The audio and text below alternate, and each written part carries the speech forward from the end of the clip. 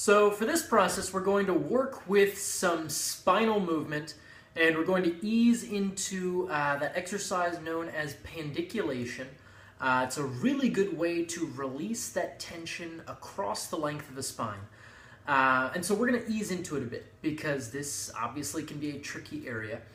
So we're going to start in constructive resting position. So you'll make your way onto the floor or onto the bed, and to start out, you'll just want to think through where you have contact with that support underneath you. Get a sense of where you feel the floor underneath you or where you feel the bed. And we're just scanning through the body at this point.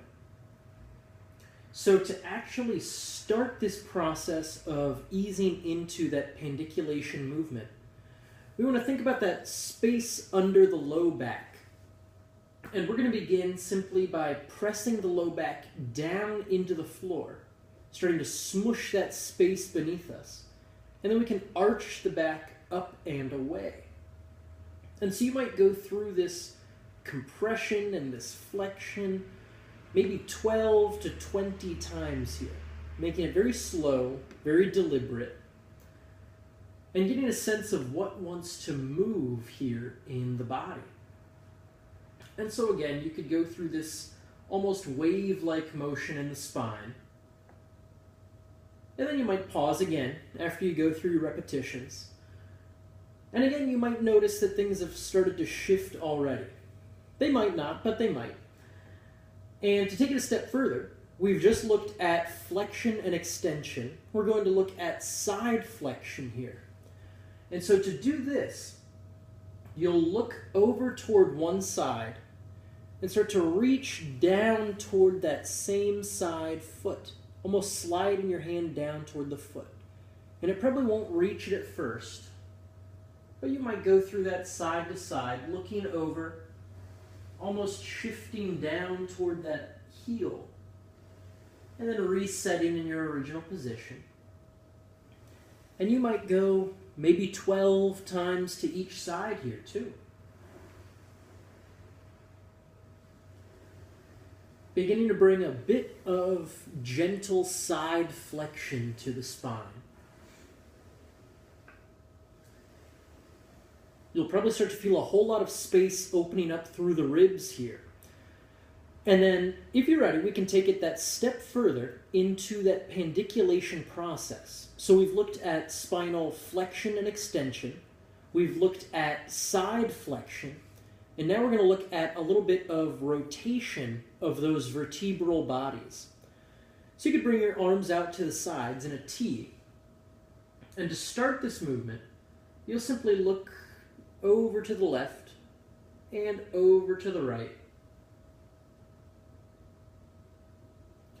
And you'll see that I'm keeping my head in contact with the ground. It's just rolling side to side. So I'm making it almost a lazy movement. It's effortless here.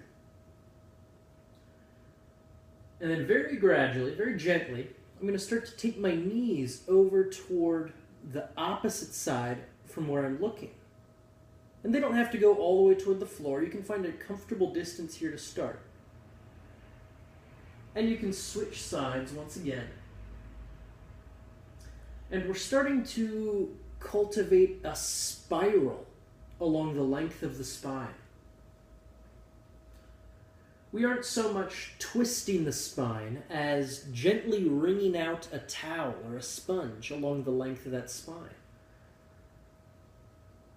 Again, building a slow, easy spiral here.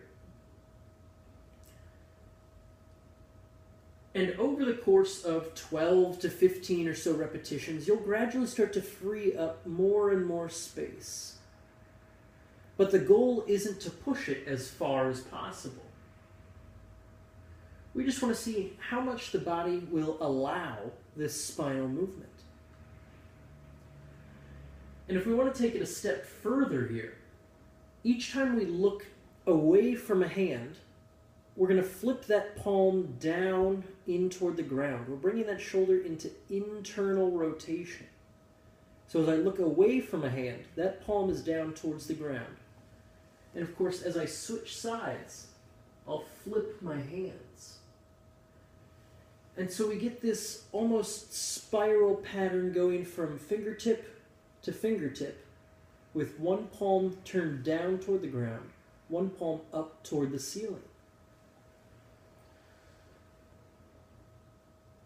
And you might actively reach through this movement a little bit, maybe taking that arm up away from the knees each time you reach out to one side. And so this is a pretty involved process. We're getting that, again, spinal movement, looking at both flexion and extension. We're getting side flexion here too, before we build into that rotary movement of the vertebrae, taking them, again, rotating one on top of the other. In addition, we get a lot of that movement in the ribs. That is always a good thing, helps with the breath, general levels of tension, and we can free up some space in the shoulders too, going through this internal and external rotation on each side. So I hope this clears up some questions about that pandiculation process. It can be a great way to, again, ease into that relatively complex movement, and it can bring a lot of relief to the whole spine, but particularly that low back area, which can be pretty sticky sometimes. So I hope you enjoy.